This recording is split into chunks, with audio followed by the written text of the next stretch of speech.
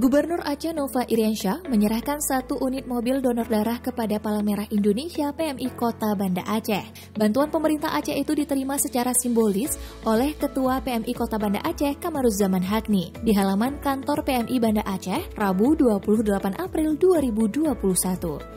Nova mengharapkan mobil tersebut dapat bermanfaat untuk masyarakat. Ia juga berharap kehadiran sarana tersebut dapat membantu dan mempermudah PMI dalam memenuhi persediaan darah di PMI.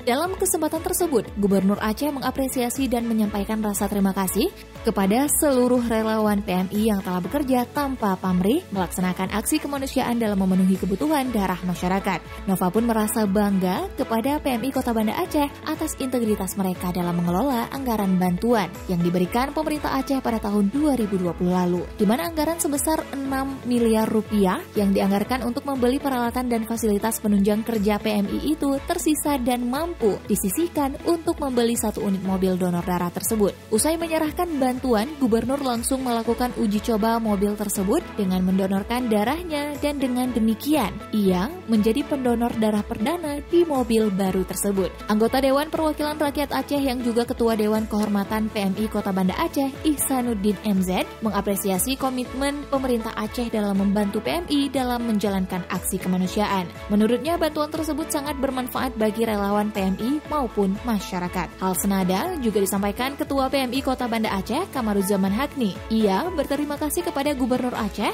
atas bantuan 1 unit mobil donor darah kepada PMI Kota Banda Aceh. Menurutnya, pemerintah Aceh memiliki komitmen yang kuat terhadap pekerjaan kemanusiaan yang dilakukan PMI selama ini, mulai dari aksi donor rutin ASN hingga pemberian bantuan untuk peralatan PMI yang mereka terima tersebut. Ya, Assalamualaikum warahmatullahi wabarakatuh. Hari ini saya berada di atas mobil donor darah milik PMI Kota Banda Aceh, hibah dari pemerintah provinsi. Nah, kita bersyukur PMI sekarang sudah punya mobil donor yang punya 4 seat untuk donor darah dan bisa proaktif menjemput bola ke daerah-daerah untuk menjemput para pendonor yang tidak sempat ke kantor PMI Kota. Nah, saya hari ini melaunching mobil ini sekaligus menjadi pendonor pertama dari dalam mobil untuk menguji apakah semua sudah berfungsi dengan baik.